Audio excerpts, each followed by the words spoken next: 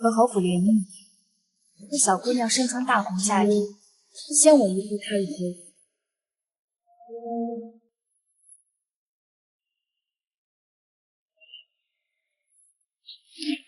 秦若霜，不被爱的人才低贱受气。就算你是正妻，小侯爷心里也永远只有我的位置。你敢不敢把你刚才说的话再说一遍？我说，你秦若霜就是个联姻的摆设，侯爷心里只有我。这你笑我！我打的就是他心里的女人。秦若霜，你疯了！你闹够了没有？浅浅她只是我的表妹，她只是为了维护我这个表哥，说了几句出格的话，你怎么这么野？简直不可理喻！什么？吃了亏就成了没有私情的表兄妹？我练的可是铁砂掌，论起扇坏人的嘴巴子，这京城里怕是没有我的对手。要不是我父兄战死沙场，他们用命换来的战功，需要有功勋的人来继承，怎么会轮得到你这个破败的侯府来娶我？不能走！来人！哎呦，你这么大矛盾，你怎么一点好的不学？净学些下三滥的蝇营狗苟，像你表妹，干嘛还藏着掖着？垃圾！你们这阿家的侯府，真是可惜！我呸！把这侯府大门给我关了！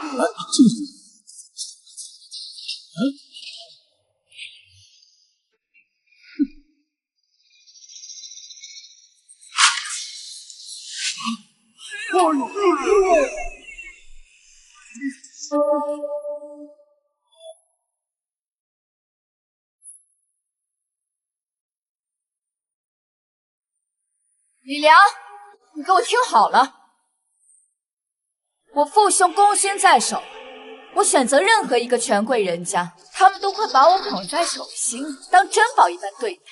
现如今是你们侯府没落了，上赶着求我才答应嫁的。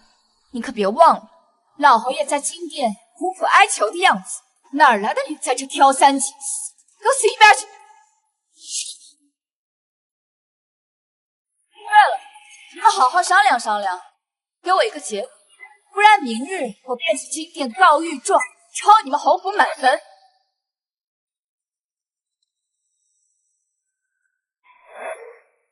小姐，你刚刚可真是煞气腾腾，我看那小侯爷都快吓尿了。他们侯府今日啊，竟敢放任一个什么所谓的表妹来搅闹我的大婚，这定是精心设计下来的，真当我是个汉子？就是，真以为我们是没有脑子，只会打仗的大老粗啊！这侯府虽然没落了，架子可一点没放下，敢打我们将军府的主意。小姐，我们接下来怎么办？怎么办啊？我父兄生前受赏赐的良田商铺众多，现如今将军府又只剩我一人，想必这侯府也早就盯上我的嫁妆，就等着苏浅浅把我镇住之后，好肥吃肥喝的吃绝户呢。这帮又当又立的垃圾，我一定是不能放过他。他们不是想吃绝户吗？好啊，那我便反过来把他们侯府吃干抹净。对，大不了把什么狗屁婚书撕了，再到战场上抡大刀，皇帝还能逼迫一个有战功的将军家的妇女非下手不可，那他的江山可就不稳了。战英，你去前院看看，到底什么情况？是。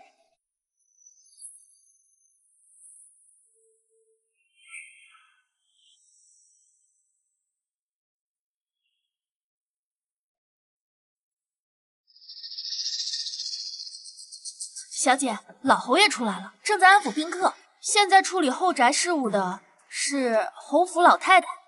我就猜他们现在不搭理我们，一定是准备兴师问罪。小姐，那我们怎么办？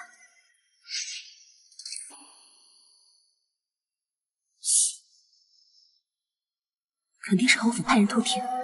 这偌大的侯府，最在乎的就是面子。张英、招英，听我命令，给我骂！得嘞，得嘞。嘿，小侯爷想对表妹直说呀，不用藏着掖着的。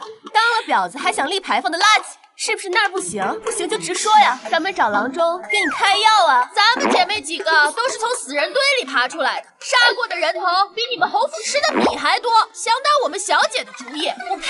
咱们让你有命享，没命花。哎呦，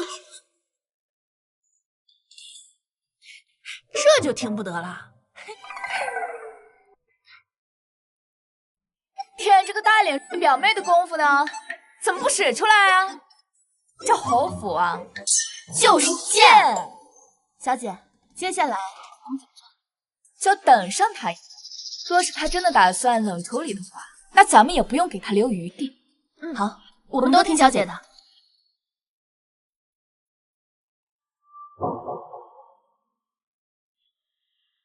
这都1个时辰了，看来这侯府不把我放在眼里。看来他们是不想让我把事情闹大，丢了侯府的面子，想不败他，直接就进洞里。好，那我偏不给他们。姐妹们，现在把我送去西仓，跟新郎拜堂。是。这里不是你们该来的地方，赶紧回去，回去！一拜天地，在这儿，是苏浅浅。2拜高堂。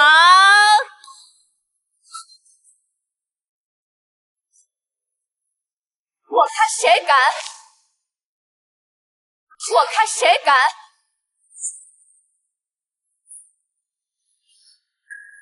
你怎么来了？你们侯府还真是胆大包天，这皇上赐婚都敢找人来顶替，你们可知道这可是诛九族的死罪？来人，替侯爷赎罪！是。你要干什么？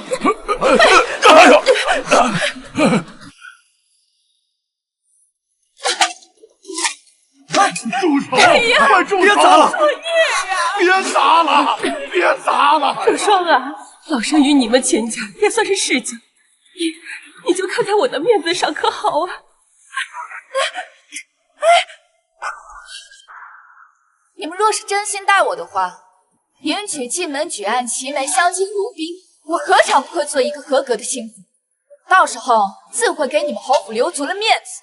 可你们一家人却是齐心协力，想要算计我的嫁妆，那你们侯府的面子便是席垫子。给我砸！秦若霜，你就是个泼妇！李良，你给我听好了，若是你们想保全侯府全家的性命，那现在便带上你那个贱人表妹到我的门前磕头，每个人100个响头。若是少一个的话，我便去告御众。活命的机会已经给你，来不来随缘。秦若霜，表哥，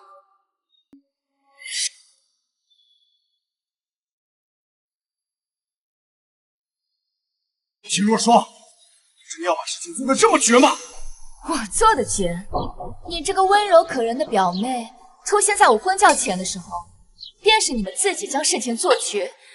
现在开始，给我磕，他磕你数，待会儿他磕够了，便是你磕他数。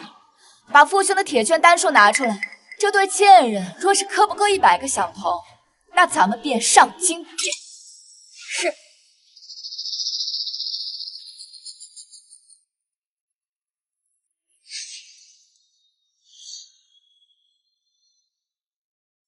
还不快磕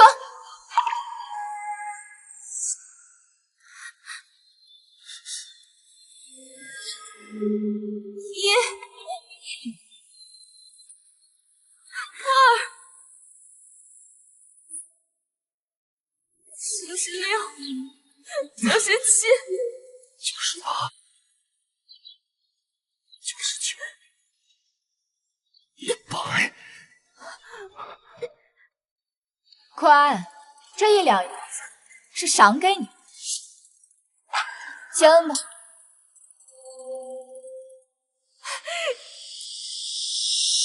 浅浅，小姐，我们刚出去溜了一圈，你是没看到，现在全城的宾客都在暗暗嘲笑，侯府一夜之间成了全京城的笑话。大婚之日，全家人接着我们小姐是孤女，合起伙来想给我们小姐下马威，没想到被我们小姐反杀，回旋镖狠狠地塞进了他们自己的嘴里，那感觉比逼着他们自己喝自己的鸡汤还难受。那都是他们自作自受。来，干杯！秦若霜，你什么意思？你也不撒泡尿照照自己的样子，哪来的自信？还想爬老娘的床？秦若霜，我可是你夫君啊！跪下！小姐让你走才能走。秦若霜，你还要干什么？皇帝赐婚，那自然会监察虚实。若是第一夜就让新郎睡客房的话，传出去肯定会引人怀疑的。你别用这种眼神看着我，我对你这种白嫖姬可是一点兴趣都没有。把你脑袋转过去，看你脸就觉得恶心。你对汉父心中可还有半点对为夫的敬畏？聒噪！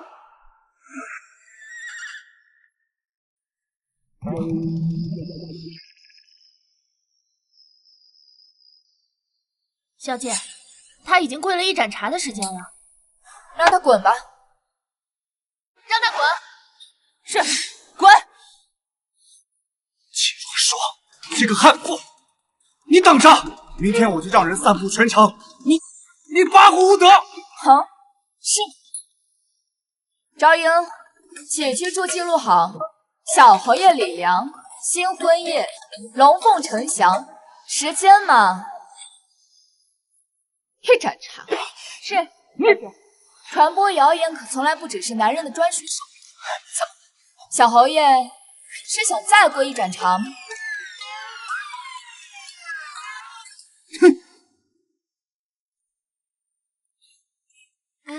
啊，你听说了吗？甜吗？将军府的那个秦姑娘又怕上守活寡了。听说呀，小侯爷那个不行，只有这一盏茶的功夫，姑娘进了洞房，出来还是个黄花大闺女。秦若霜，表哥，你没事吧？来人呐！表哥，你别吓我！活该！咱家小姐跟着将军久经战场，不仅会操纵兵马，还懂得利用舆情。她呀，真是踢到铁板喽！哼，这个没用的东西啊！整个京城都知道你只有一盏茶的功夫，一盏茶呀！现在侯府的礼单上全是府上的五品，侯府的脸都被你给丢尽了。爹，这真不怪我，我昨天晚上什么都没做，是那个贱妇，她让我跪一盏茶就出来了，她是故意羞臊侯府，让侯府难堪。还敢说啊！要不是你在大婚当日招惹她，叫她难堪，她能这样对你吗？唉，算了，为父教训着，在我们吃光她绝户之前，你要哄着秦若霜，千万不要再纵容旁人招惹她了，尤其是那个苏浅浅，听到没有？是，孩儿听命。不让旁人招惹他，我偏不。你们怕他，我可不怕。我要让他知道，这侯府后宅到底谁说了算。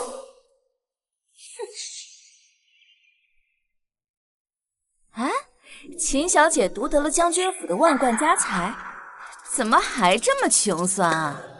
出门还带着假首饰。假首饰？小姐，这不是你的发簪，你的发簪是黄金做的，这只是黄铜。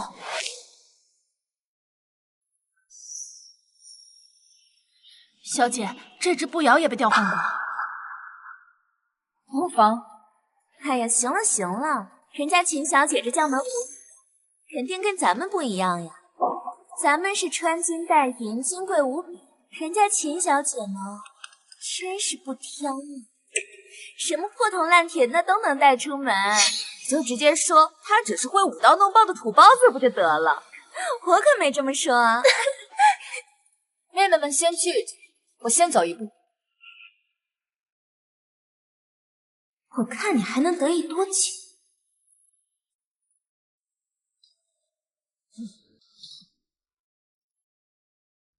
你这菜里还有虫子，你们这群奴才是怎么伺候我们家小姐的？这哪里有虫子？我怎么没看见？我看这菜干净的很呢。既然你说干净的话，那便赏你吃。那倒也不用。你一个大老粗，还有一副千金小姐的做派，吃个饭还挑三拣四，你个刁奴！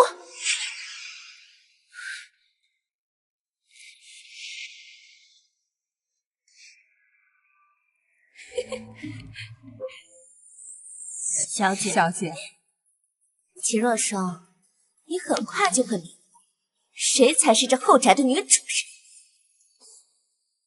干得不错，搞臭的。是。小姐，你干嘛不让我好好教训他？他们都欺负到我们头上了，你还一副不生气的样子。昭英，一盏茶之后，召集府内上下所有人集中。既然侯府的奴才们都这么不守规矩，那今日我便好好教训教训他们。今日叫大家过来，就是为了宣布几件事情。什么玩意儿啊？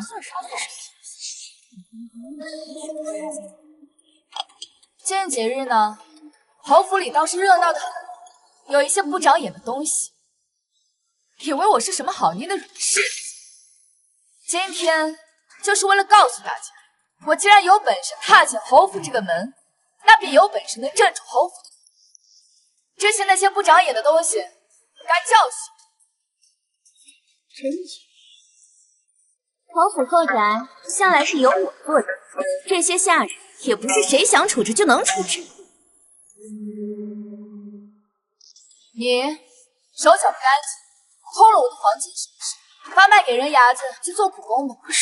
不是我，不是我，苗小姐救我，救我！陈嬷嬷在背后议论主府是非，半口舌，卖给穷苦人家吧。我是侯府老人，不能卖我。至于你，在我的吃食里面投放不洁之物，既然这么不嫌脏的话，那便送去青楼接客吧。苗小姐救我！我这对秦小姐都是为了你啊！苏浅浅，怎么100个响头还没磕够，还想继续？说来也是可笑，你一个寄居在侯府的访客，还真把自己当主子。你们今天都给我认清楚，看明白，给我记住了，到底谁才是这家的主子？可不是什么阿猫阿狗的小主就能跳到我面前来装人。你等着，我这就是告诉表哥。现在整个侯府都指望着我的嫁妆，他们又怎么敢得罪金主？你就算是去，也是黄花齐锅盖，白费力气。原来小姐等着今日一次性拔干净所有的钉子，既是处置了刁奴，又当众警示了众人，看以后侯府里还有谁敢生事。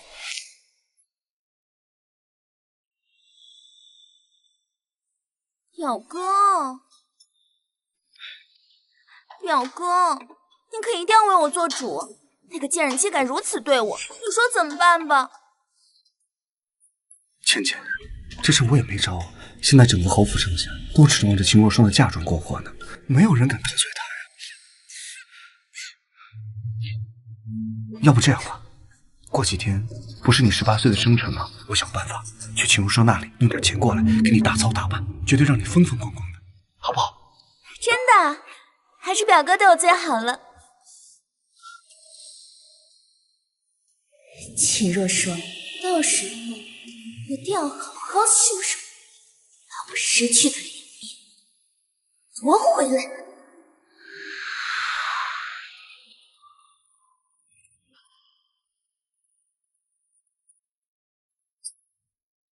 若霜，这些是我给你置换的手段，入了侯府，你就不必要操劳过度了。管家管账，包括管理你的嫁妆，反正脏活累活呢，交给母亲操持就好了。她有经验，比你更会持家一点。会持家，然后便把侯府操持成这个狗屎样子。在我没来侯府之前啊，你们连吃个鸡蛋都要算计半天，就这还好意思让我把嫁妆让出？哪来的大脸？李良，我看这几天没骂你，给你脸是吧？不给便不给，怎么骂得如此难听？把你那匹破布给我带走！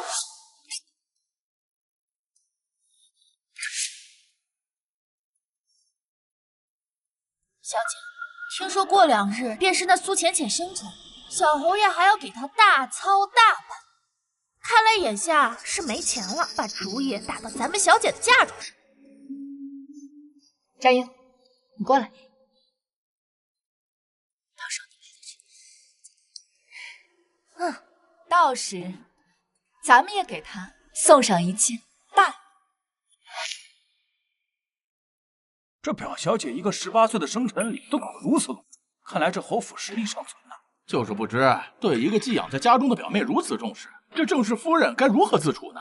就是，小哥，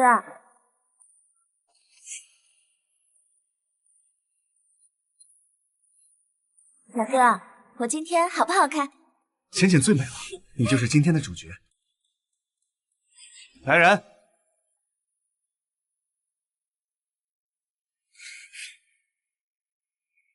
哎呦，这可是只有侯府正妻才能佩戴的规制啊！看吧，当初嫁过来的时候我就说这秦若霜啊不会受宠，小侯爷明明给她穿小鞋，她又能如何？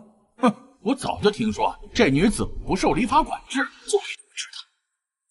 这金钗甚是与我相配，哥哥就赠我金钗，那嫂嫂就没有什么要赠与我的吗？自然是给你准备了礼物的，这个便是我给你准备的礼物。金钗都戴在了苏小姐头上，她能准备什么？难道准备的是求原谅的请罪书？浅浅，为了这个礼物，我可是没少费心思，要懂得感恩。看看吧。看来他终于意识到自己在侯府的地位，知道在侯府巴结我才能活下去。那我也就不拒绝嫂嫂好意了。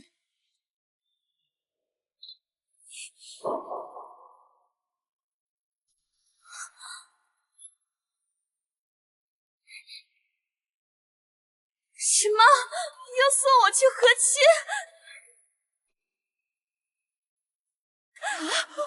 这……对，通过我的不懈推举，陛下可算是终于同意了，将你送去塞外当和亲闺女。我要去塞外和亲？什么？塞外和亲？塞外那里可是苦寒之地，边疆蛮子又粗鲁不堪。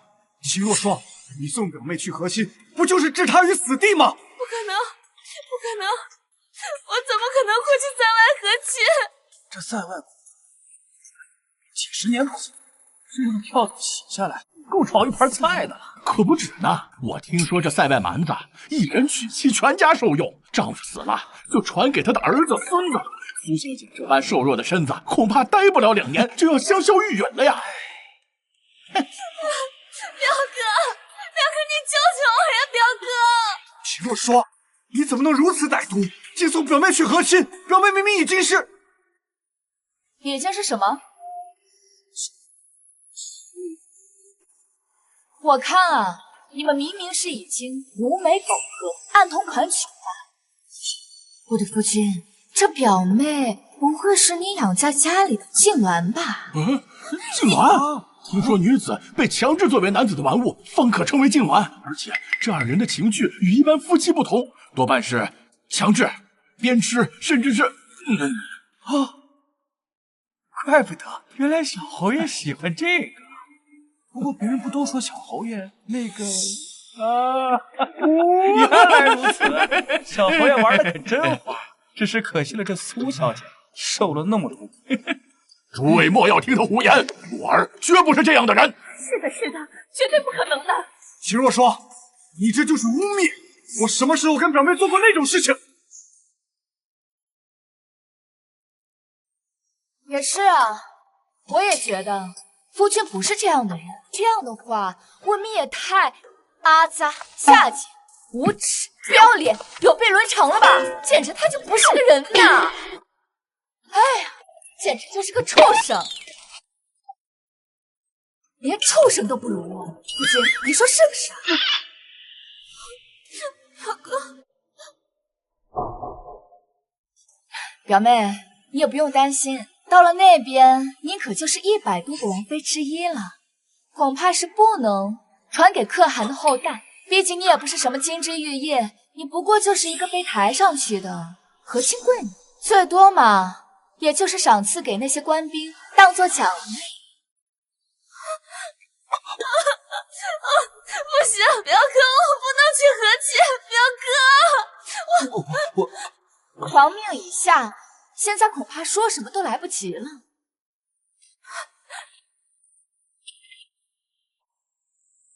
我不能去和亲，我已经怀了表哥的孩子，我已经怀了表哥的孩子。还有此事？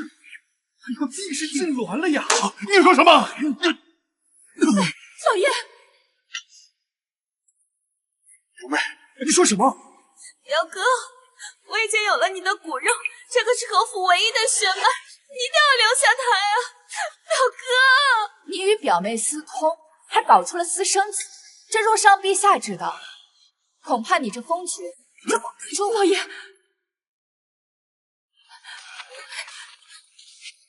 为了侯府的爵位，绝不能承认这孩子是你的。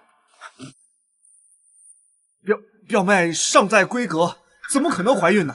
表哥，我真的怀了你的孩子。小侯爷和表妹暗通款曲，可不是1天2天了，整个京城谁不知道？小侯爷现在不认，我们也就不相信了。只要这事儿没有传到皇上耳朵，这封爵之位就能保住了。哦，表哥，姐姐，一切配合我的权宜之计，不要告诉那些人我们的关系，否则我的爵位不保，我们的荣华富贵也就没有了。我岂不是还要被送去塞外和亲？果然心里就没有我。只要你听我说的做，我保证不送你去和亲。真的？真的。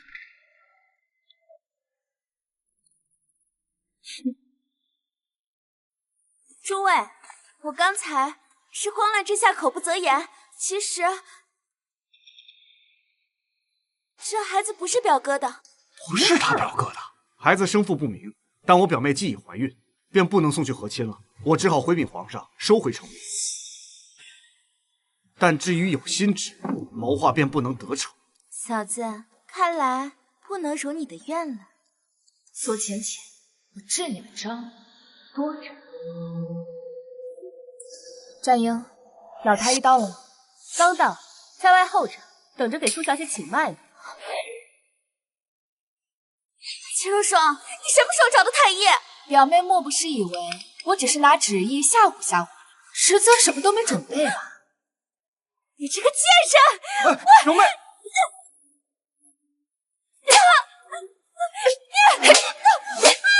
表妹，想让我扇你，只说便是，我必是会满足你。表哥，救我！苏小姐，你就等着吧。是不是真的有孕，即刻便知晓。太医，请吧。是。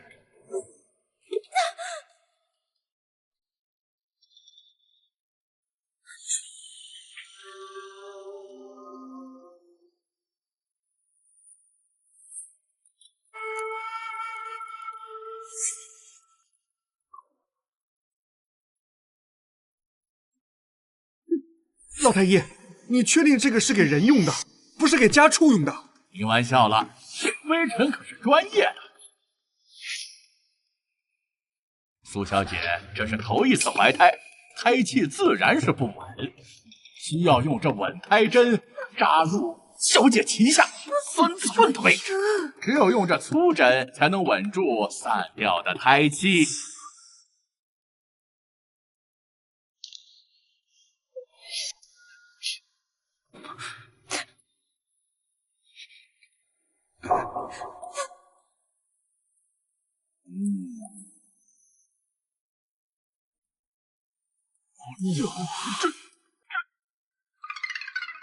小姐莫怕，待会儿微臣给你把脉的时候，如果您胎相平稳，就不需要用此物。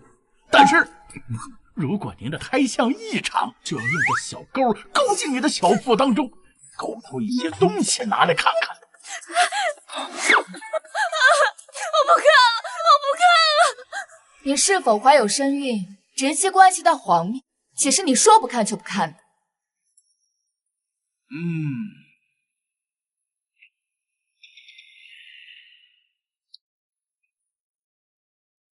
这是听胎筒，需要在火上烤得火热之时，就要往小姐的小腹中扣过去。若是听到胎声，那就没事了。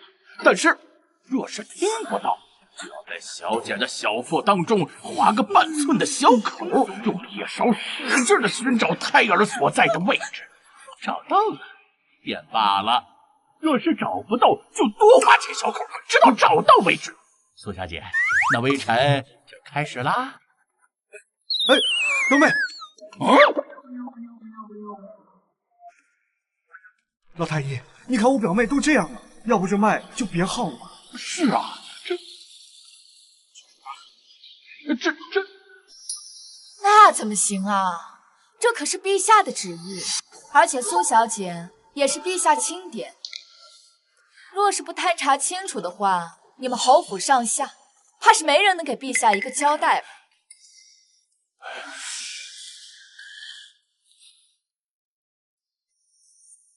就算是再宠爱的表妹又如何？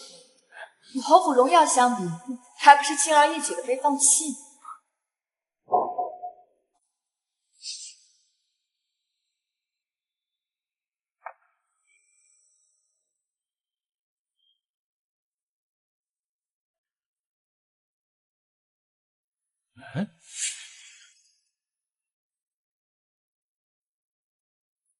秦小姐，这苏小姐她没有怀孕了啊？没怀孕？这没怀孕？哎呀，这苏小姐去塞外和亲的事，怕是板上钉钉了。哎，看来这嫁给塞外蛮子的苦，苏小姐是不得不吃了呀。是啊，表妹。虽然表妹也已身孕，但却非处子之身。若是与塞外可汗和亲，恐怕这事是真的不妥啊！若因此事影响两国邦交，你还有侯府可都是死罪啊！求求你了，你就放过他吧。若风，咱们都是一家人，不能因为一个表妹拉上全家人去苦吧？以后后院都听你的，还不行吗？小姐，老夫人都说了，把管家对牌钥匙给您，您就网开一面吧。什么？对牌钥匙？不是说后宅都听我们小姐的吗？那不就是让我们小姐管家？是。既然老夫人跟老侯爷都这么说了，那我这个做儿媳的又岂敢不答应呢？既然如此，和亲一事，我会去向陛下禀明的。这个结局正合我意。苏浅浅、李良还有侯府的血缘，我怎么可能让你们轻易解决？我要留着你们，慢慢折磨。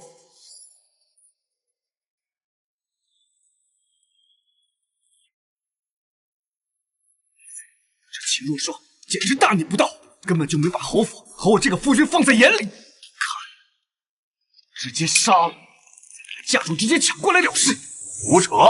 毫无疑深不可测，身边又有那么多女兵，怎么杀？谁去杀？杀了以后，又如何向皇帝陛下交代？你以后说话之前过过脑子。那怎么办呢？侯府的家底都要亏光了，秦若霜的嫁妆没有到手也就罢了，连管家之权都交出去了，总不能一直这么耗着吧？咱们没时间耗了呀！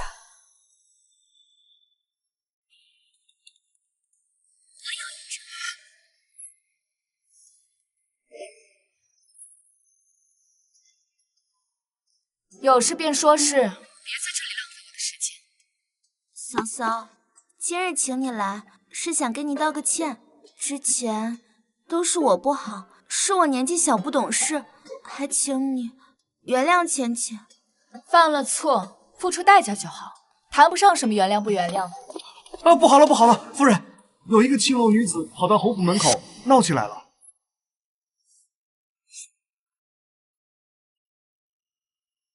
哎，成何体统！夫人，求求你给我一条生路吧！这青年女子，广称是表哥相好，当那儿妇为妾，以秦若霜的性格，定是不能容忍与妓女共侍一夫，定会大闹。到时我们便以妻妒之子休了她。这个方法好，按律被休的女子的嫁妆尽归夫家所有，这样一来，我们就能名正言顺，让她再嫁出去。对，这样既能解决侯府的财政危机，又能把她赶出去，岂不是一举两得？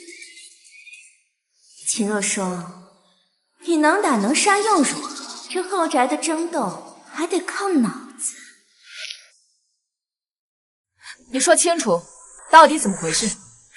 我与夏侯爷两情相悦，宁愿在青楼里长久的等着侯爷，也不愿接别的客人，所以保姆就把我赶出来了，说夫人不能收留我金府伺候小侯爷，我便真没活路了。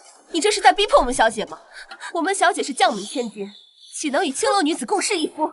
我说夫人，人家都求到这个份上了，我看您就答应得了吧。是啊，同为女人，你怎么忍心看着别人被逼上绝路？这也太铁石心肠了。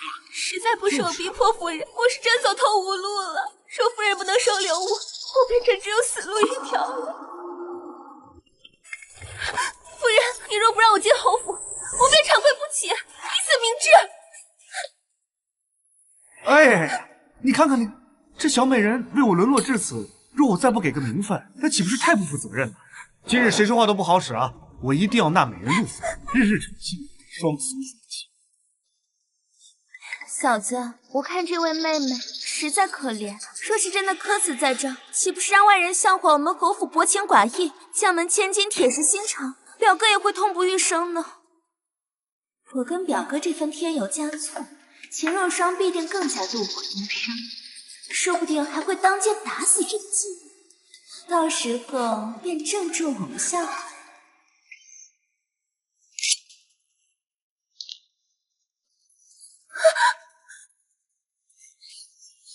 动手了，这天下去他就完了。动手啊！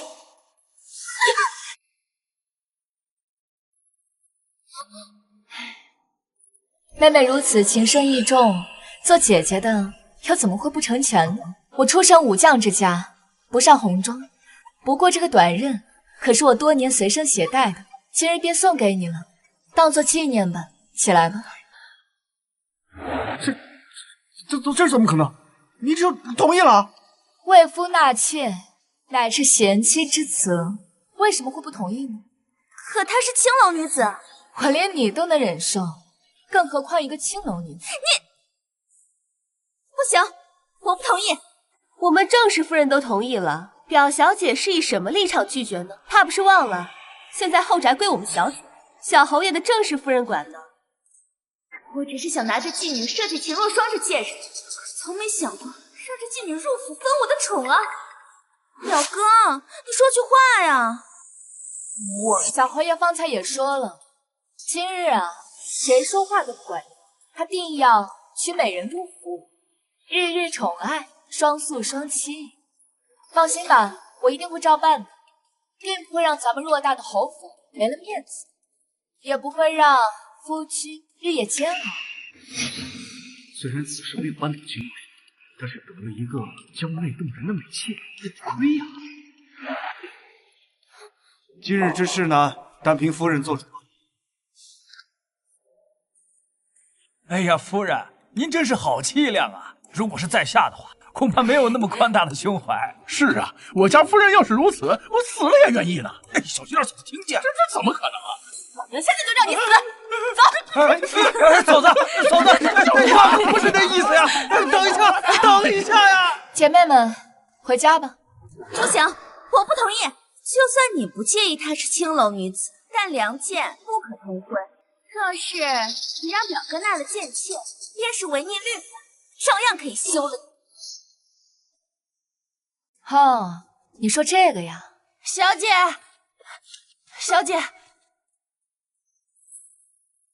我早就听闻小侯爷在青楼有几个相好，于是便把他们的生契拿到了官衙，改了户籍。他们现在可都是良女。可她毕竟曾是青楼女子，传出去对表哥的名声不好。可就连是青楼女子，小侯爷他都一视同仁，这不更显得情深意重吗？但她还没有分住处。我住的西院还有间空房，即刻便可入住。想以七出汉度之名算计我的嫁妆，真当我没有防备？秦如霜，明明说好是为了算计秦如霜的，你竟然将这个贱人纳入府了！那是迫不得已啊！那秦如霜不吃这一套，事情都架在那里了，我能怎么办？放屁！我看就是想纳妾。纳妾怎么？我堂堂小侯爷，府里添个人怎么了？明明说过只爱我的，那是渣男！杜父，你看看那秦若霜多大度！要是你再这样，我就不来你这儿了。好啊，不来便不来，谁稀罕？到时我投井自杀，你不要后悔！哼，你还敢威胁我？我威胁你怎么了？啊！渣男！你还敢挠我？渣男！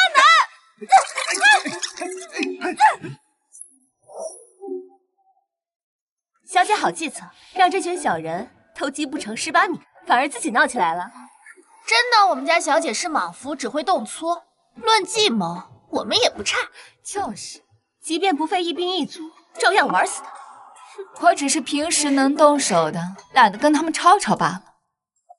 谁？是我。夫人，请开门，我有话想和夫人说。进来吧。多谢夫人救命之恩。你白天还在道德逼迫我们家小姐，怎么现在又来谢恩了？怕不是黄鼠狼给击败你，没安好心吧？夫人恕罪，是苏小姐来青楼，逼我到侯府门口大难，又逼老鸨把我赶走，我实在是走投无路才来这里。谁曾想，夫人没有给我赶走，还给了我一个安家之处。我虽是青楼女子，却也懂知恩图报，夫人大恩大德，没齿难忘。从今以后，我愿誓死追随夫人。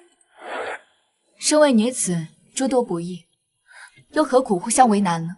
你若是安分守己的话，今后便可留在这里读书习字，也可以学武傍身，也免得遭受他人的逼迫和欺负。但你毕竟曾经加害于我，你的生气我会一直扣在手上。若是他日你背叛我的话，那可别怪我把你发卖出去。好，我若有意愧对夫人，那便叫我不识荒野，不得好死。起来吧。夫人，我从小在青楼被教授女工、歌舞、制香，若有朝一日夫人用得上，但凭夫人差遣。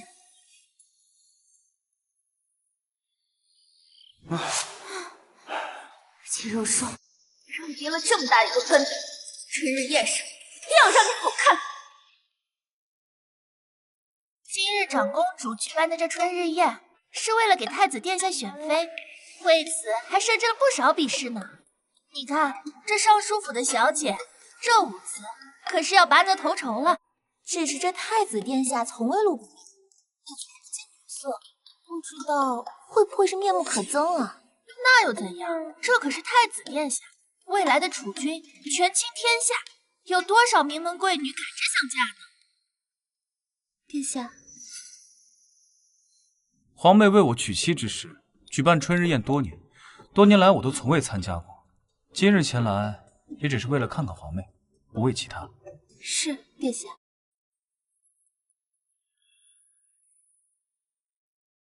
这金钟才女，这舞姿名动前程。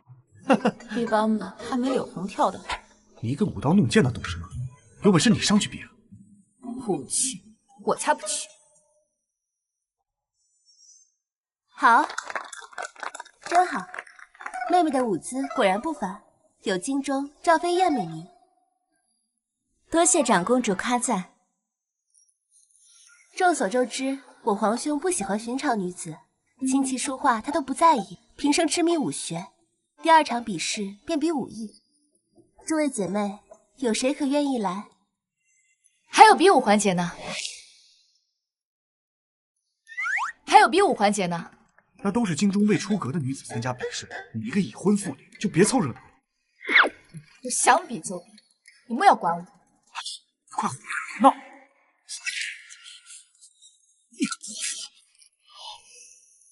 回禀长公主，这场比试我想试一试。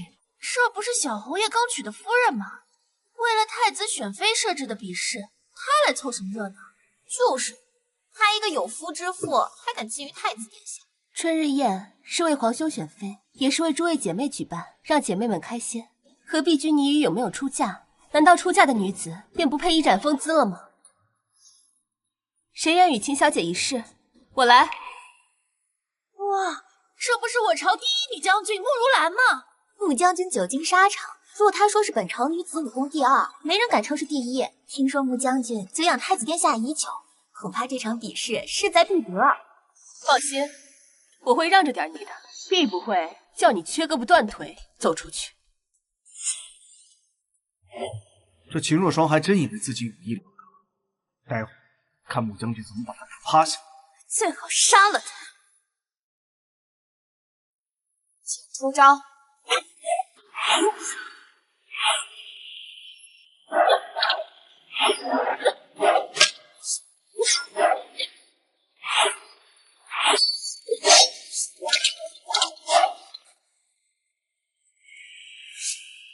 穿着裙子还敢来参加比武，不如赶紧回家绣花。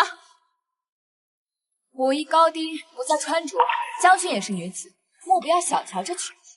看枪！将军枪法刚劲，是个少见的好手。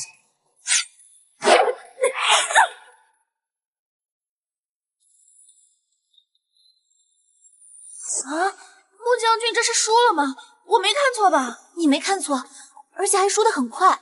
这秦小姐也太厉害了吧！这都没让她出场。秦若霜还有多少本事没有使出？看来这绝户不好吃了。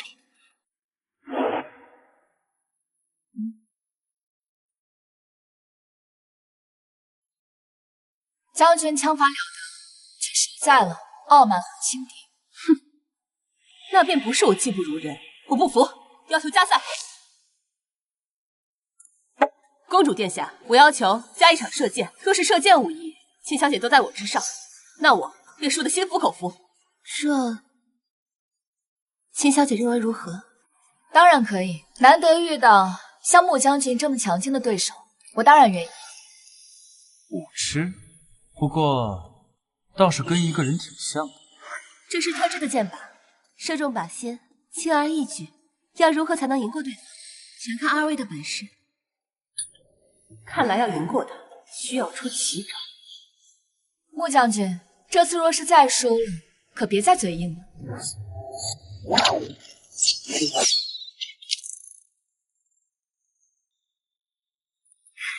好厉害！剑法精准，内力深厚，不愧是穆将军。秦小姐恐怕……这剑不对，被人做了手脚。这下看你怎么！秦小姐怎么还不射？若是再不射，可就要放弃比赛了。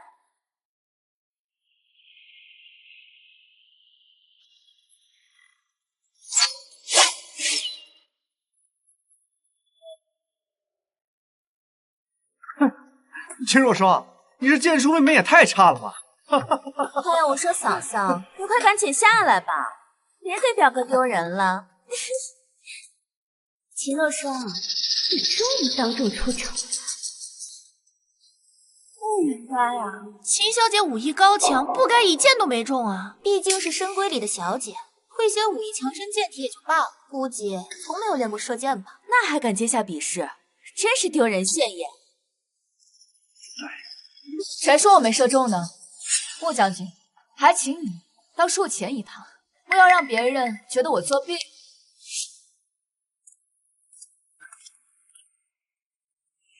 这点雕虫小技就想难倒我？这怎么可能？秦小姐3箭都拖把射在树上，难道不是这样吗？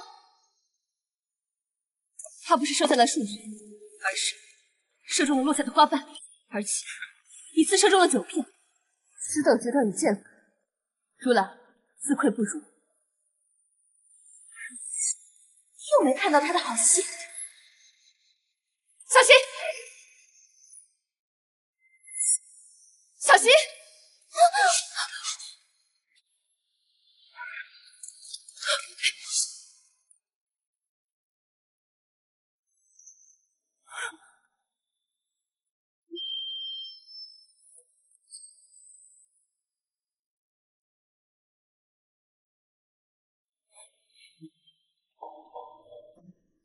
秦小姐，对不起，你的剑。将军，你乃是众人心中的榜样，断不可当众这么说。我知道此事一定是受人指使，交给我便可。殿下，如兰今日算是见识到了什么叫人外有人，天外有天。回去必定精进技艺，不再骄傲自满，自请戍边3年，磨练心性，望殿下应允。看来秦小姐对穆将军的影响颇深，也好，本宫应允。谢殿下。秦小姐，我在京都亦有亲信，若有事儿，让亲信传信给我就好，我必全力相助。好。这秦小姐当真是奇人。可恶，这个秦若霜怎么什么都能化解？等妹，你还有什么招对付她？有，我还有一步杀招。今日比试，本宫看得颇为尽兴，也多亏了秦小姐参与，望各位姐妹也可以在本次宴会上尽兴。长公主殿下，嫂嫂其实还有一事未告知呢，若您知道了，肯定会更加高兴。哦，是什么？他又要整什么幺蛾子？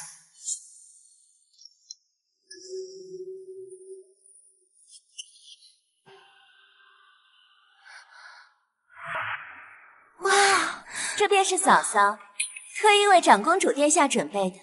哇，这件蟒袍好漂亮啊，真不愧是秦小姐送的。这么远看都能看得出来，这金线在阳光下熠熠生辉，绣工精巧，品香不凡呢。不得不说，确实好看。长公主一向最喜欢绣品，这件衣服是送到心坎里了。苏浅浅有这么好心，舍得花这么大功夫替我给长公主送礼。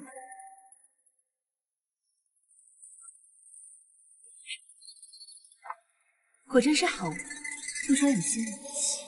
是啊，长公主殿下，这可是嫂嫂亲自一针一线为你缝制的呢，只为送给长公主殿下。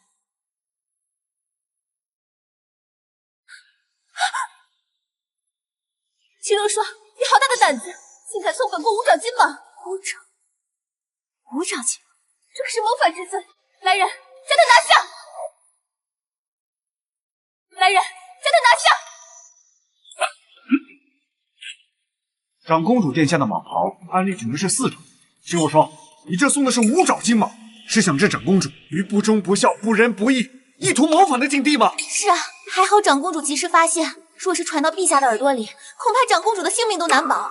秦若霜，亏本宫还觉得你是个有礼节的可敬之才，没想到你竟想要谋害本宫！回禀长公主，如果我说此事我并不知情，您可信我？长公主，别信她的鬼话。对，我亲眼看见她在屋内绣的，府中的下人也全都看见了。谁曾想，她竟偷偷绣出5爪，谋害殿下呀！秦若霜，前几日我已经在侯府中散布你要给长公主送蟒袍的事，众人皆知蟒袍是你所绣，这次我看你怎么偷。长公主，此事与侯府无关。虽然秦若霜是我的夫人，但她犯下如此谋逆之罪，绝无转圜的余地。若您想处置她，就算是立刻斩杀，我也绝无二话。就如此耐不住性子，恨不得我被当场斩杀，好立即拿了我的嫁妆，吃了将军府的绝户食。秦若霜，你既然做出如此大逆不道的事情，就别怪本宫了。是，慢着，我觉得此事另有蹊跷。切，你是什么东西？长公主的事情也轮得到你管吗？就是，恐怕这人跟秦若霜是一伙的。长公主殿下，求您一同处置。住口！皇兄，你怎么来了？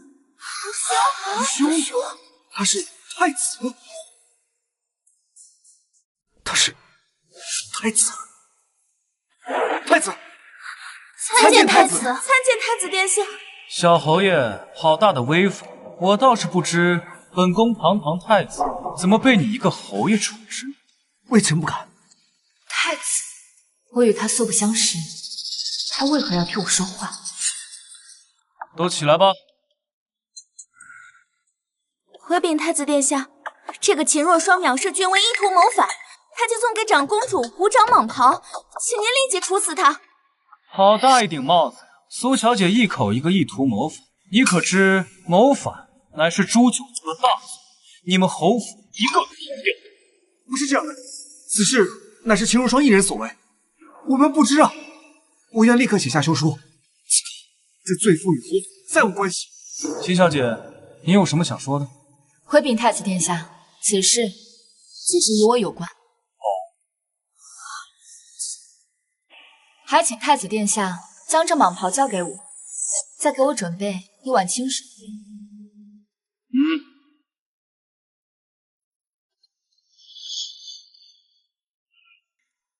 秦若霜，你还想耍什么把戏？殿下面前容不得。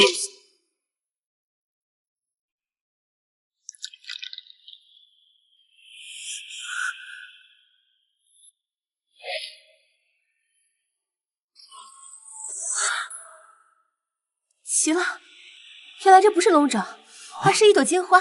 金花，你不是说万无一失吗？不知道是怎么回事，我明明让人绣了五爪的，这怎么是4爪？幸好我早有准备。深夜来找我，可有什么紧要的事情？夫人请看，这是什么？五爪金蟒，这可是皇上才能穿的衣服。你可知道，赐这此袍可是死罪啊！夫人恕罪，是苏小姐吩咐我绣的。苏小姐吩咐我绣这五爪金蟒时，我便觉得奇怪，想到今日府邸私下都在传，夫人要给长公主绣一件蟒袍，在春日宴上送给长公主，便更是心生疑惑，赶紧来跟夫人说明。五爪金蟒，看来他们是想置我于死地。柳红，你精通女工。可有什么迫切的法子？奴婢会一特殊技法，能将它变成双面绣。倒是你将它浸在水中，纹样会有所变化。既然你们要加害于我，那就别怪我反将一军。回禀太子殿下，回禀长公主，此乃琼花，乃是天下无双的祥瑞之花。这金蟒脚踏祥瑞之花，寓意着福泽绵长。臣女祝长公主千岁千岁千千岁。长公主千岁千岁千千岁。若霜，方才是本宫冤枉你了，望你不要怪罪本宫。你有什么心愿，本宫都帮你实现。臣女确实有一个愿望，还请太子殿下和长公主一定要成全。你尽管说，本宫能做到的都满足你。既然方才妹妹这么想替臣女送礼物，那便让她给在座所有的贵女屈膝下跪，并说：“姐姐，我错了。”若霜说的都对，这样来化解众人对我的误解，如何？想得美，秦若霜，我好歹是侯府的人，好歹是小侯爷的表妹，你这样折辱我，这表哥的面子于何地？你就不怕表哥怪罪于你？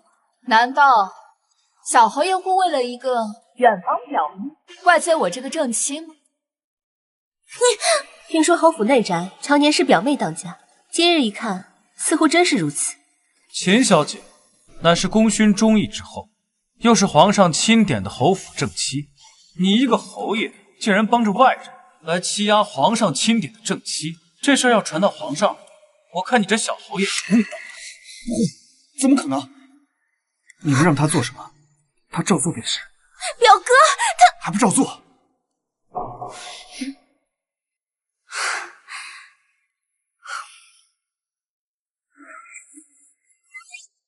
姐姐，我错了。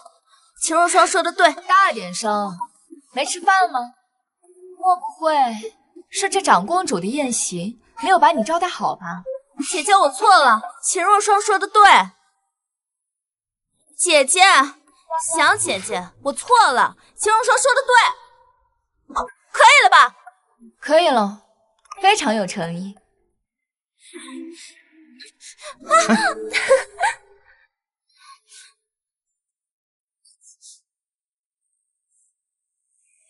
秦若霜，让你出这么大丑，一定要杀了你！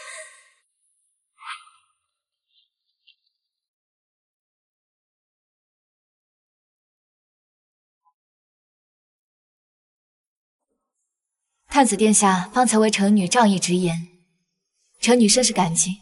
七小姐客气了。不过本宫看你倒是极为面熟，你可曾随着秦老将军去过边关战场？父亲，哥哥，我得胜归来了。看你这身男儿装，像什么样子？这未来怎么嫁人了？嫁不嫁又能怎么样嘛？反正我知道你们啊一定会养我一辈子的。我现在呢，就只想身穿戎装，身骑战马，在战场上杀敌，守我大夏边疆。你呀，我对外宣称你留在京城，你一定要守好你女扮男装上战场的秘密。为父还想你觅得佳婿呢，记住没有？知道啦。我乃秦家唯一的女儿，这些年又一直在京城。太子殿下莫不是把我的兄长错认成是我了？那倒是本宫唐突认错了人。不过你们兄妹俩长得倒是极为相似。无妨。雁门关一战，秦家军全军覆灭，我父兄都死在那场战役中。还请秦小姐节哀。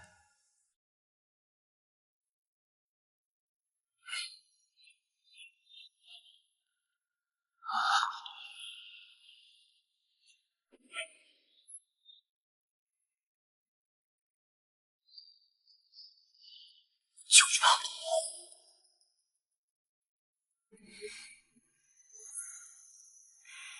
他这个眼神，莫不是真的在军营见过我？太子殿下若是没有其他事的话，臣女先告退了。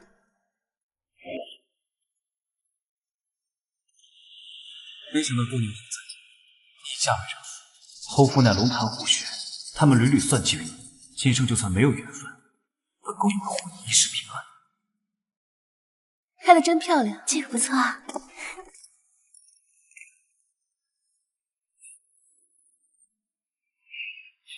母亲，母亲！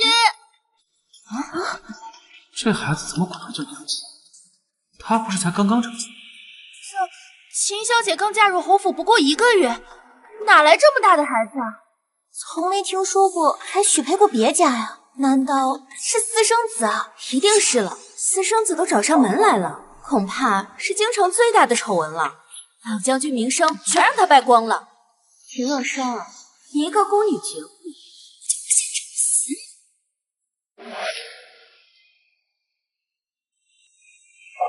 他们两人还真的跟狗皮膏药似的，一个阴招接着一个阴招，让人烦不胜烦。你是谁家的孩子呀？为何要乱认年轻啊？我是你的孩子啊，母亲。孩儿知道你现在是侯府的夫人，不想认孩儿，可是孩儿好想你，求你别不要孩儿。呀，嫂嫂，这是你的孩子啊？哎，你别说，眉眼跟嫂子还真有几分相似呢。表哥，这么大的孩子，表哥你竟不知？我完全不知。秦若霜，原来你嫁入侯府前就与他人私通，还搞出这么大个孩子来，你把我们侯府当成什么了？简直是不守妇道，给我们京城闺女的脸都丢尽了。这小侯爷还真是可怜啊！就是啊，他不是这种人，你们是不是不信？长公主殿下，此贱女瞒着我与他人私通，还生出个孩子了，微臣实在不堪耻辱，还请长公主为微臣做主啊！你想怎样？微臣恳请休妻，将此贱女进猪笼。进猪笼，这可是身为女子最难看的死法了。活该，是他不守妇道在前，我可不愿同这种人同为京中贵女。老将军若是在天有灵，定会被他气活，再气死。为人母亲的，能如此心狠，连自己的孩子都不要了，活该受此大刑，就算剥皮抽筋都不为过。他说这是我的孩子，别都信了。孩子是最纯洁无辜的，从来不会撒谎。他如今都跑到你身边喊着你母亲了，还能有假？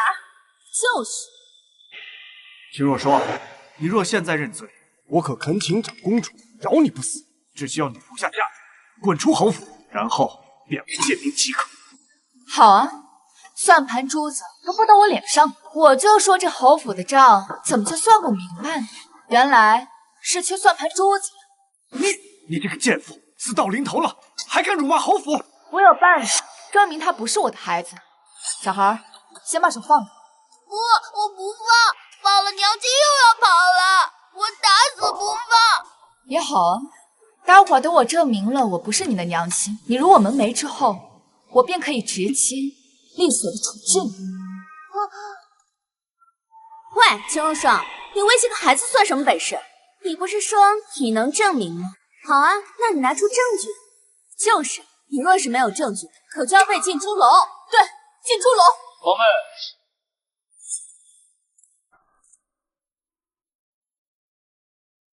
这些就是你推荐为太子妃的京城贵女，刚吃了人云亦云的亏，就又人云亦云，简直就是一群无脑的蠢货。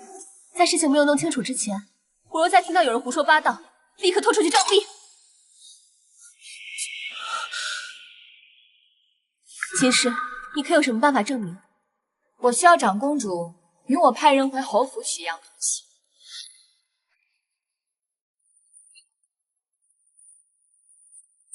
此乃我父兄从西域收缴之物，只需要将测试之人的血滴在这兽头上。如果两人有血缘关系，那便会亮红光；若是没有血缘关系，便会亮蓝光。这样便可证明这个孩子不是我亲生的。你开什么玩笑？世间怎么可能有如此奇异的宝物？秦若霜，我看你就是瞎胡说，我怎么从没听过这世间有这种神兽？简单啊，不信的话，找人试一试不就知道了。找谁？不愿意试。秦小姐，若你这物件有假，我看也不用测，你直接进猪笼。好，我同意。我游历多年，也未曾听闻有如此神兽。他若是不能证明，本宫就算是背负骂名，也要将他救下。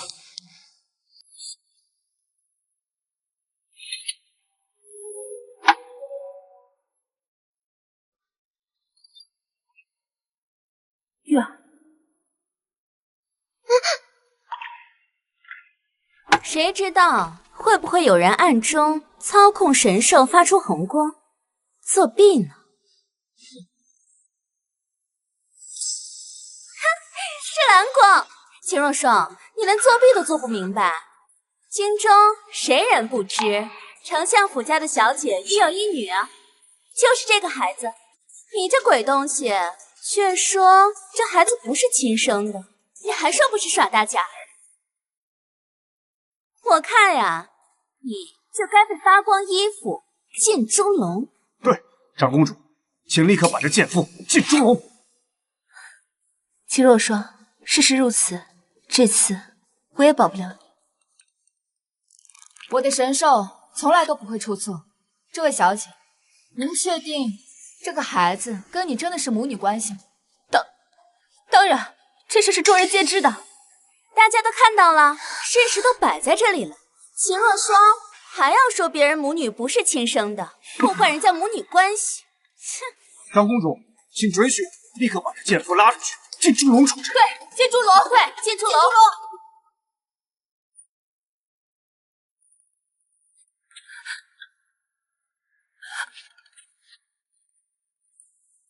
陈夫人，孩子我已派人带走，你最好想想清楚，这孩子到底是不是你亲生的？太子莫用不上当众袒护这个贱人。本宫问话，什么时候轮得到你来插嘴？怕不是活腻了？求太子饶命啊！玉儿的确并非我所生。姐姐，你说什么？玉儿不是你亲生的？你胡说什么？这怎么可能？其实，这孩子是我一姐所生。我一姐受夫家虐待，还含恨而死。她夫家又重男轻女，我怕这孩子在他们家根本撑不到今天，所以我将他抱了回去，谎称是我所生。抚养之间，我原以为这个秘密可以保留到我死去，没想到今天却被秦小姐的神兽测出。还请今天的各位替我和玉儿保密。今日之事，日后不得外传。说是被本宫发现，必然深究。那也就是说，秦小姐这个神兽是真的。就算这神兽是真的，那也并非能说明这秦若霜和这孩子没关系啊，还是要做过测试之后才能知道。秦氏，测测吧。这下便能还他清白了。不行，如果神兽测出秦若霜和这孩子没有血缘关系，我和表哥就要遭殃，绝不能让这事发生。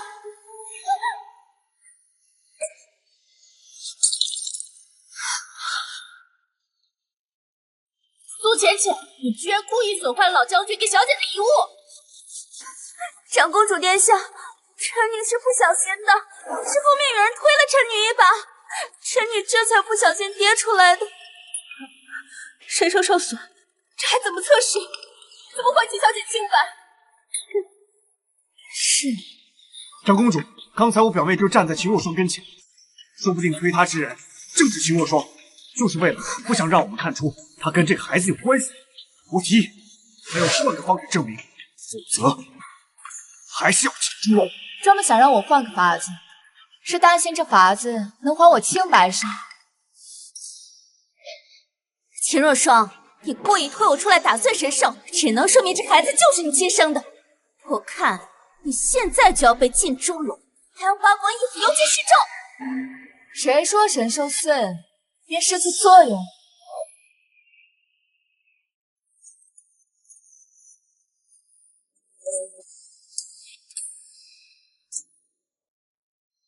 是，把你那血滴在上面。娘亲，害怕，疼，孩儿不测，不测。放心吧，以我的手法，定不会弄疼你的。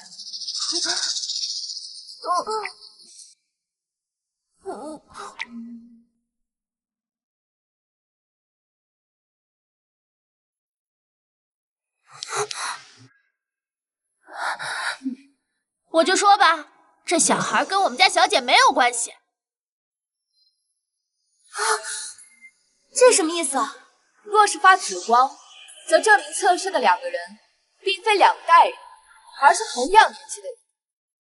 不信的话，可以在场随便找个小姐来跟我测试一下，定然就是发紫光。什么意思啊？这怎么可能是同样年纪的人？侏儒？难道这个小孩是一个成了年的侏儒？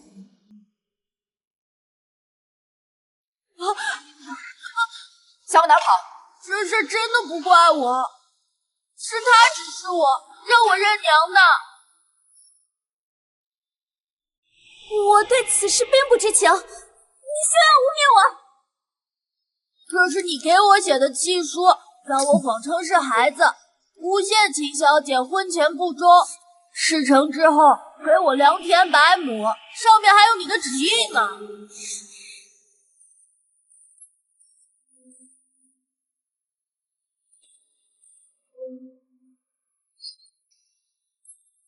你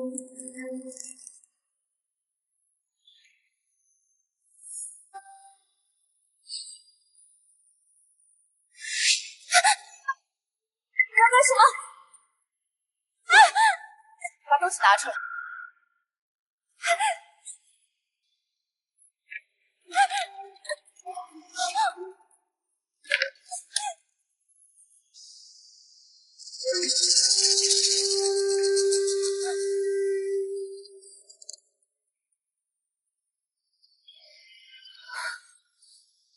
果真如此，竟然是你在诬陷秦小姐，还当众用这样的下三滥的手段来诬陷侯府正妻，我看你是活够了！殿下饶命啊！殿下饶命！我不是故意的，求您放过我。契约都签了，还说不是故意？如果这都不是故意的话，那天下的地契、房契都可以随意收回，就说不是故意签下的就行了呗。就是，你谋害秦小姐，这板上钉钉的是没跑的。我原先以为是秦小姐对不起侯府，没想到你这个女人蛇蝎心肠，竟如此对自己的嫂子下毒手。请用此事将秦若霜置于死地，反被他害了。这事不能怪我。这个侏儒是秦若霜的骗子，这个侏儒是秦若霜的骗子。苏小姐，我看你是疯了，已经气得开始说胡话了。从春日宴开始，苏小姐就一直针对秦小姐，若是只有1次2次也就罢了，可是那么多次，但凡是个明眼人都该看出来这是个阴谋。就是，苏小姐这是拿长公主、太子殿下和我们当傻子耍呢。我有证据。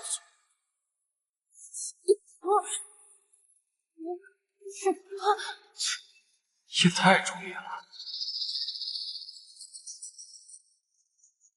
诸位请看，这就是秦若霜是他骗头的证据。竟真有啊！就一块手帕，能说明什么？就是，万一是你偷的呢？除此之外，我还有证据。他的后腰处有一个胎记。他怎么？我还知道，胎记是红色的。秦若霜，你当真有此胎记？回禀长公主，臣女不敢隐瞒，确实有此胎记。你讲，秦小姐，你当真是如此浪荡之人？可我之前还那么信你。我早就说了，他不是什么好东西，给将军府丢人。秦老将军竟养出你这样伤风败俗的女儿，他是如何得知我后腰处有胎记，还知道胎记颜色？秦若霜啊，秦若霜，你更衣时我的丫鬟曾经偷偷看到，没想到竟在此处派上了用场。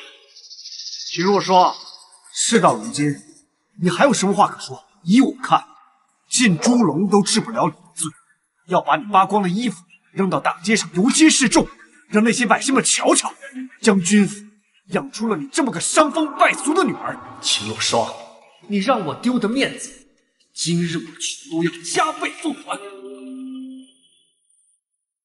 秦小姐，太子殿下让我和您说一句话。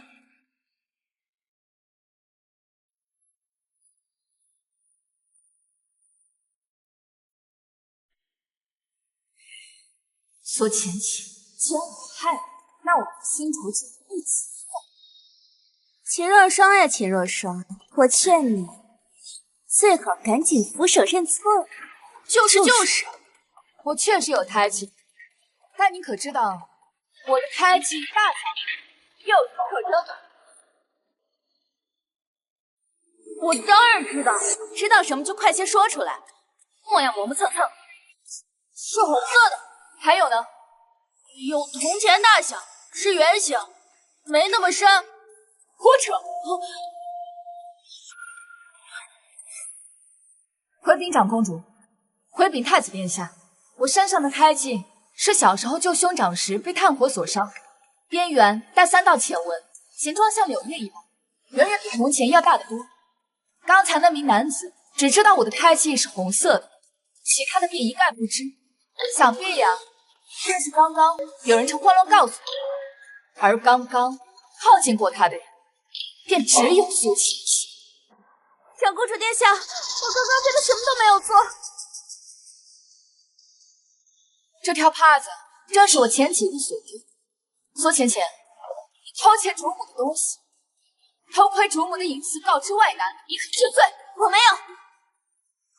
你的嘴当真是硬。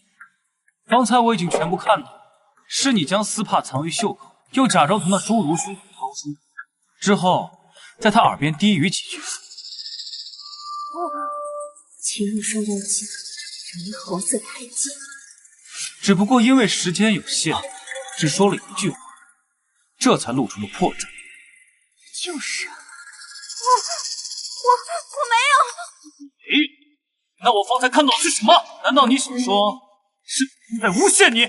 污蔑当家主母可是重罪。夫人想怎么？发卖为奴，永不入侵。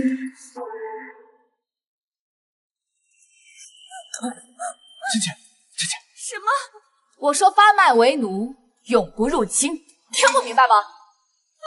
表哥，救我！表哥。殿下，芊芊是我远方表妹，她父母早已离世，去世前千叮咛万嘱咐，求我好好照顾她。若她变卖为奴，那我岂不是成了不仁不义之人了？小侯爷此时替表妹求情倒是积极，刚才污蔑秦小姐，嚷嚷着要让人家进猪笼，甚至还要扒光衣服游街，居然还有2副面孔。就是，要不是秦小姐和太子殿下拆穿了苏浅浅的阴谋，现在秦小姐不怕是跳进黄河也洗不清。张布，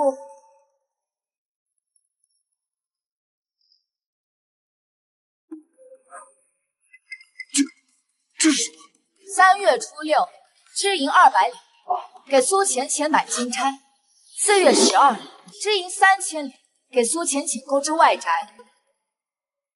好一个有情有义的侯府，随随便便的支出便是一个普通家庭10年的用度。给苏浅浅买金钗，购置外宅，也不知道这些银子是从何而出。这些银子还不是从老百姓身上出的，那么多赋税，竟然被用来养这么一个人。就是苏浅浅讲好听一点是豪门远亲，讲难听一点就是一个普通百姓，凭什么吸百姓的血来养他呀？就是，本宫1月用度不够100两，你们侯府真是好大方。我要发卖苏浅浅，夫君可有何异议？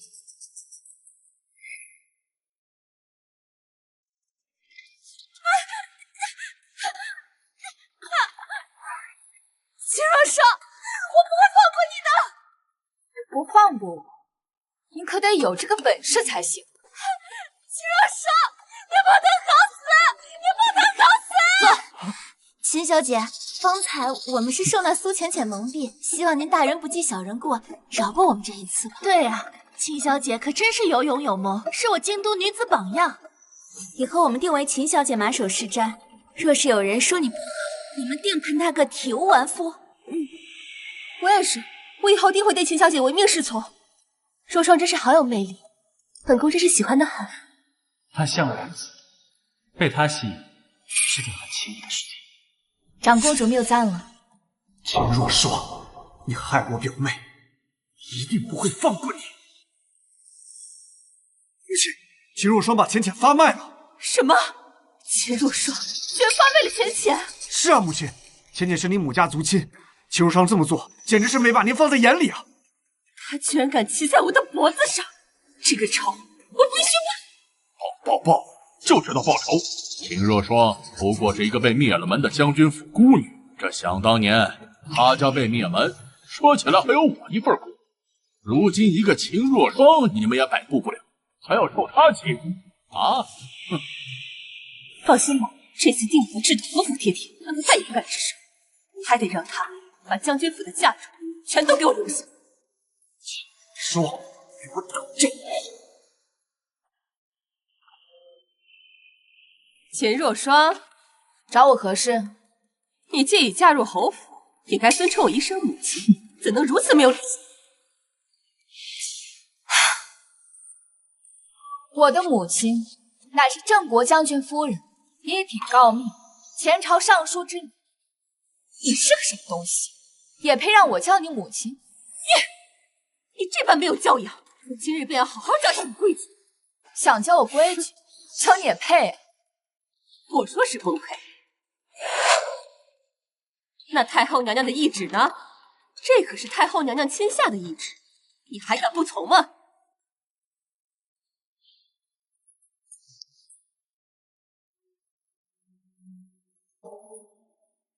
太后娘娘的懿旨，谁敢不从啊？你想怎么教啊？唉，从明日起，你需每日天不亮就来给我请安，给我斟茶倒水，按肩捶腿。还有啊，我这身体不好，你须得给我煎药，我那药需要文火3个时辰，烈火3个时辰。你需要亲自守得我的药锅，若是敢离开半步，或是让我不满意，那即刻扫地出门，影响所有价值。这才是你的主要目的。听明白了吗？听懂了。不过我觉得呢，这并不能解决问题。什么？老夫人身体不好，我呢倒是有一个法子，保证能让你身体康健，宛若18。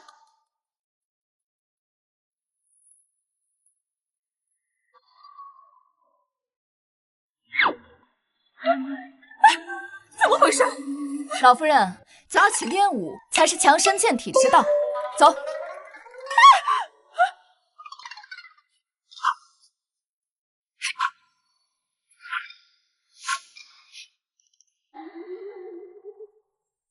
老夫人已经寅时了，该醒醒。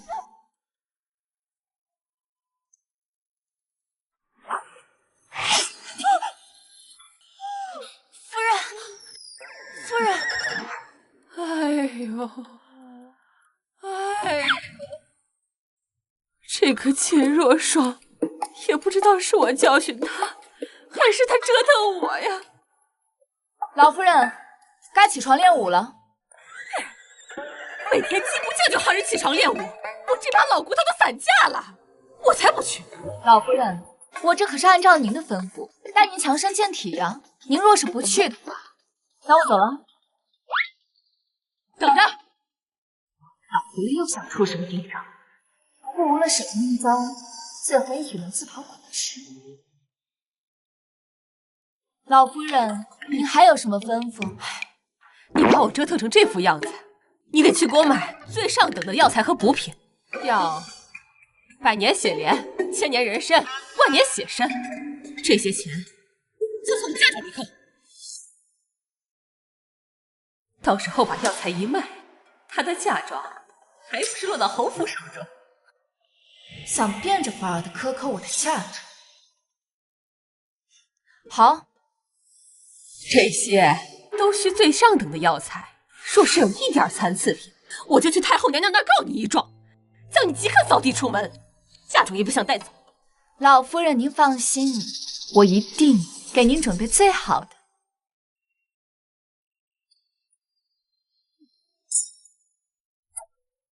这什么？这个是野菜汤，这个是野菜丸子，这个是野菜炒野菜。老夫人，您身子虚弱，虚不受补，这必须得清养。您可知道这一桌子野菜我费了多大的功夫啊！我让你去买最好的药材，你弄这么一桌兔子吃的东西干什么？哎呀，老夫人，您怎么还着急了呀？你不会要咬人了吧？定是心火太旺，来，喝点野菜汤，清清火。秦若霜，我可有太后的懿旨，你要是胡搅难缠不听我的，我就去太后娘娘那告你。我这可是去宫中特意请来了庞老太医，太后娘娘也同意了这种补法了。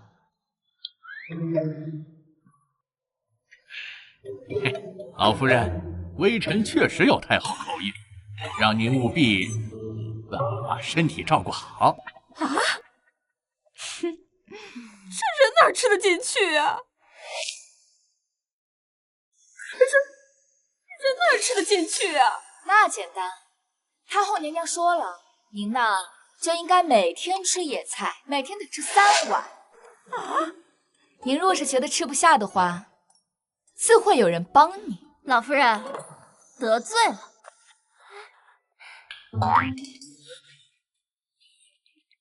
你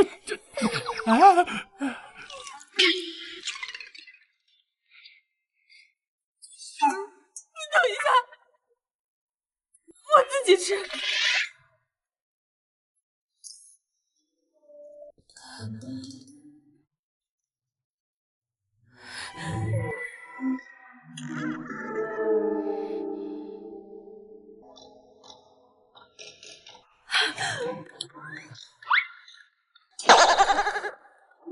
装逼算计，我有的是法子治你。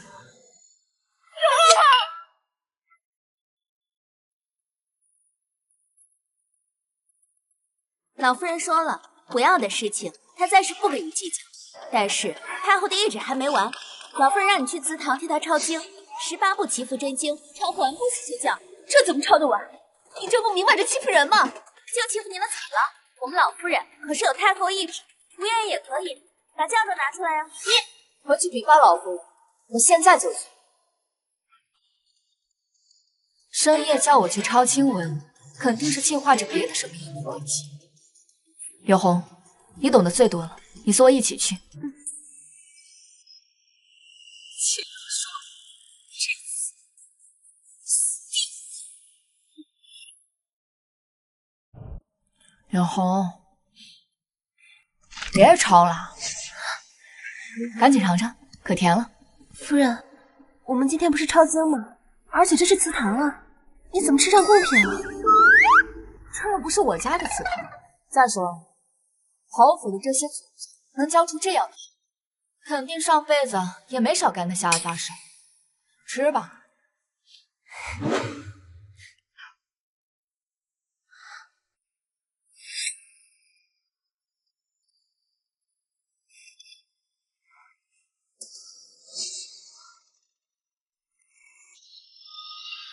是迷情眼。一起。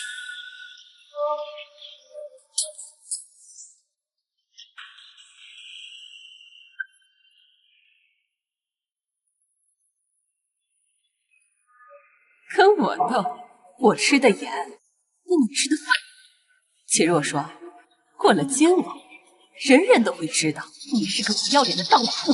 到时候，不但你的嫁妆全归侯府，我还要你死无葬身之地。去吧。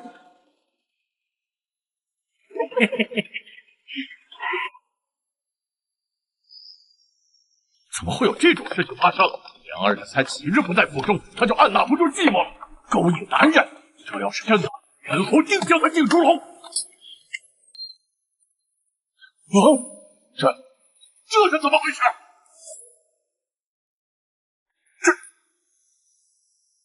这是怎么回事？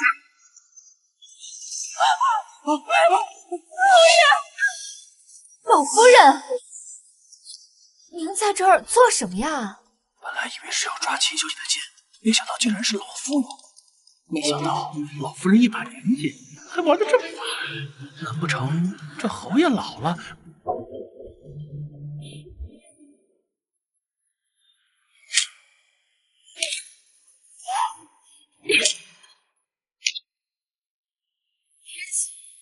既然你们侯府这么想置我于死，那我便让你自食恶果。把他俩给我抓过来！饶命啊！想都没想到是老夫人呐！可是秦若霜，我昨晚是来抓他的剑的呀，侯爷。我，老夫人，昨天夜里也没来过祠堂啊，你怎么可能是来抓我的？胡说！侯爷，你可以问问我的贴身丫鬟，昨晚的事她知道的一清二楚啊，侯爷。是。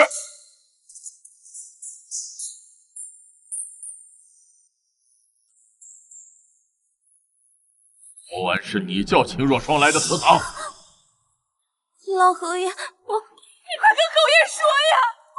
我没有。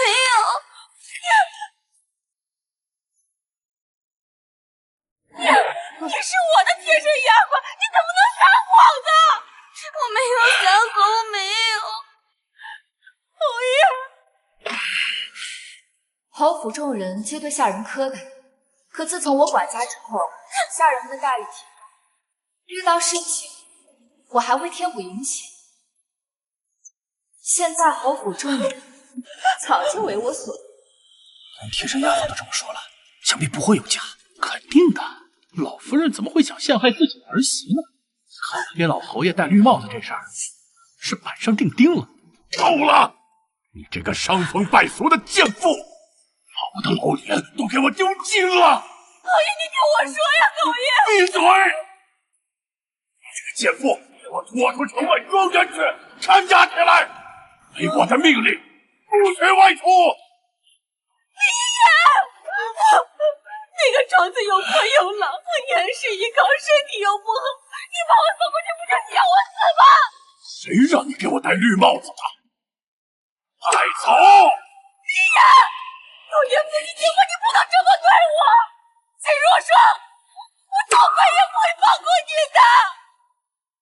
错人不果，错鬼我更不怕。带走！讨厌！走！不要！我也饶命啊！饶命啊！冤枉啊！老侯爷，你还有什么事儿？又废了，你都逃不掉，你要一个一个把你们侯府吃干抹净。小姐，自从苏晨前被流放，小侯爷整日棉花素柳，都把家安在了那些烟花女子的床上。那不是正好吗？给我省事儿了，省得我天天看他那张脸犯恶心。小姐，小侯爷回来了，现在在侯府门外。烦人的玩意儿又回来，走吧，去看看。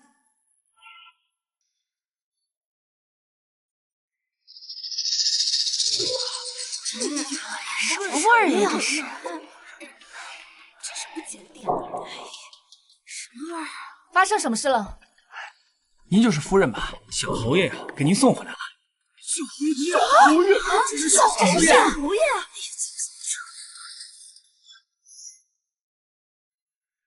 哎呀，看这脸！小侯爷天天和我们巷子里不懂女人来往，早就得了花柳病。我们说送他回来吧，他说不愿意见夫人。但如今呢，小侯爷实在病得厉害，我们就只能给您送回来了。我说这小侯爷太不爱惜自己身体了吧？怎么弄成这个样子？夫人名声一向很好，秦老将军和小将军在世的时候，没少给我们施粥一对点。呀，这小侯爷真是身在福中不知福啊！就是你。秦若霜，我不想看见你。凉儿，凉儿，敢给我们家这丑！侯府的人还真是虚伪，可惜演技拙劣，父慈子孝。秦若霜，自从你嫁进侯府，坏事就接二连三，我儿如今这样，全因为你。侯爷方才应该也听到大家议论我在外边名声一向是很好，倒是他名声恶臭。我说老侯爷，这孽是小侯爷自个儿造出来的，跟夫人是没什么关系的，对不对？对呀，我们早就听说了，要是没有夫人啊，这侯府早就没落了。这偌大的基业呀，我们老百姓怎么求都求不来，就这样被小侯爷败光了呀！就是，哎，就是。现在我家权在秦若霜的手上，我说他肯定会找郎中来给我治病。夫人，是为父的错，求你发发慈悲，给我找个大夫吧。把小侯爷抬进去吧，放在柴房，每日给他一碗粥便可。你怎么能如此对我儿子？前些日子老夫人生病，这府里的银子都给他瞧病了，手里实在是没有什么闲银子。就算你没有钱请大夫，你身为人妻，不应该净身侍奉、贴身照顾吗？大夫说了，我现在有孕在身，实在是不太方便去伺候他。哎呦，恭喜夫人，喜得贵子！夫人，这可是一等一的大事。这小侯爷已经废了，这现在只能把希望寄托在夫人肚子里的孩子身上。是啊，恭喜恭喜恭喜恭喜！恭喜！他跟我儿根本就……只有他们父子俩知道，我和李良根本没有行过夫妻之事。可这府内府外全都是向着我，你们父子俩的话，又有谁会听？你这个老妇！小侯爷呢？虽然只有，但他毕竟年轻，还是很威武的嘛。行了，把他抬进去吧。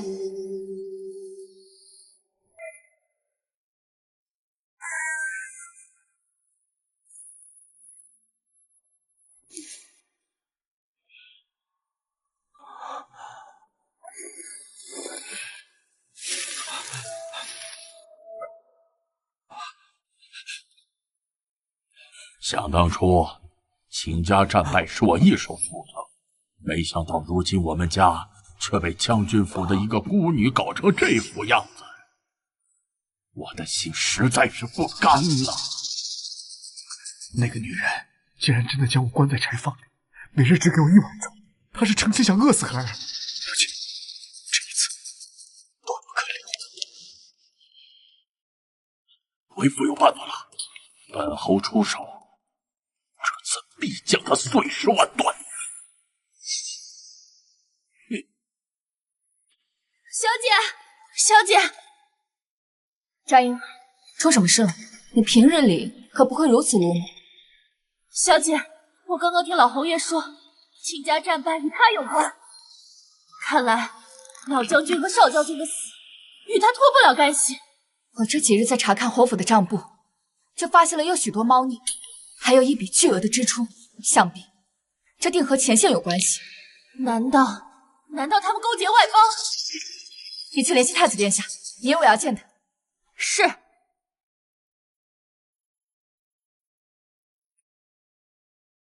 居然还有这种事！太子殿下，此事关乎到大夏安危，还请太子殿下一定要彻查清楚。本宫明白，只不过这段时间他们没有刁难你吗？没事，他们不是我的对手。等这件事了结，本宫定会给秦家一个交代。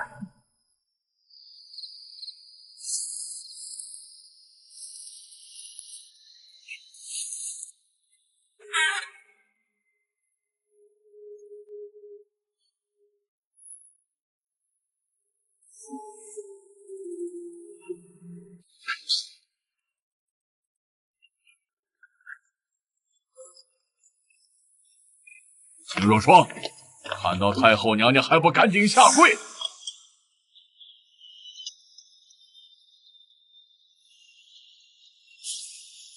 参见太后娘娘。太后娘娘，请看，这秦若霜竟敢在我侯府行着巫蛊之术！大胆秦若霜，巫蛊之术乃是禁术，该当死罪。娘娘，你看，这巫蛊娃娃上还写着我儿子生辰八字。最近我侯府祸事连连不断，定是这秦若霜所为。这人一定要揪出门去，送到府衙审判。秦若霜，哀家念你是秦家孤女，本盼着你嫁入侯府能安稳度日，没想到你如此不安分。这一次，哀家也留你不得了。哀家也留你不得了。还请太后娘娘网开一面，小姐她绝不是这种人，还请太后娘娘明察。请太后娘娘明察。反了！你们都反了呀！现在侯府的人都向着秦若霜了，要把你们都发放出去，一个不留。太后娘娘，连府里的下人都知道我干不出此等事情，而您乃是一国之后，您怎能就这么轻信小侯爷他俩的一面之词呢？现在人赃并获，秦若霜，任你巧舌如簧，红不无律。秦若霜，你现在还这么嚣张，后这一次一定要治你的罪，把你赶出侯府，将你碎尸万段。侯爷好大的口气啊！太子殿下，太子殿下，太后娘娘，这巫蛊娃娃是小人奉了侯爷之命埋在树下的。什么？说什么？本侯怎么可能让你做这种事？小人也不敢做出这种伤天害理之事，但我又不敢违背侯爷的意愿，所以只好把小侯爷的生辰八字给改了一个字，请太后娘娘明察。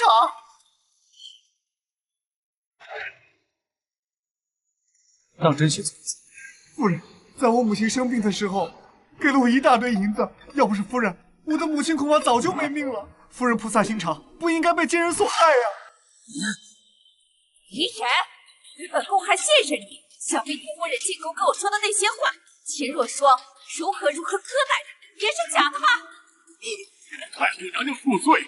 太后莫急，他侯府干的阿扎事，还不止这本账簿记录了侯府与外邦勾结的所有事。他侯府常年入不敷出，欺压百姓，钱都拿来支援敌军了。不仅如此，雁门关一役，秦老将军与少将军战死，是他们侯府所为，是他们将消息散布给敌军，你才是真正的乱臣贼子。秦老将军与少爷为我大夏立下赫赫战功，到死都是马革武士，没想到竟然不是死于敌军之手，竟然是被自己人所害。李良，证据在此。即日起，侯府查封，资产全归秦若霜所有。侯府亲眷除秦若霜外，万般抄斩，即日行刑。饶命！看在老臣年迈的份上，饶了我吧！若霜，若霜，你饶了我吧！若霜，若霜！侯府害我将军府全家，他一门心思想一彻绝户，但你万万没想到啊！苍天有眼，如今却让我反将你吃了绝户。错了，若霜，若霜，我错了，若霜，娘娘，若霜，哀家险些听信奸人坏话，误会你，你莫要怪哀家才好。太后娘娘，若不是您的话，我将军府的仇还不知道何时能够报。还要多亏叶儿啊！起来吧。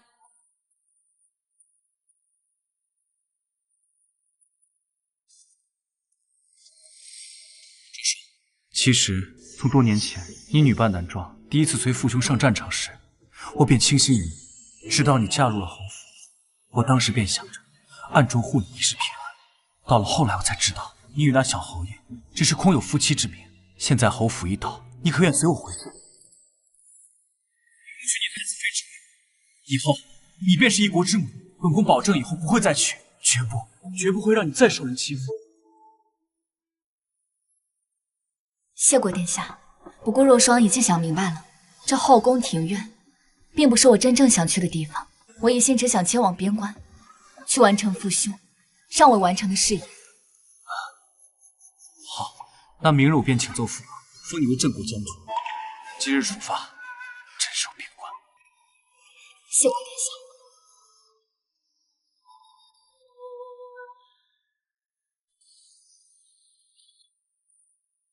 张英、赵英，收拾一下东西，我们准备启程。是。等等，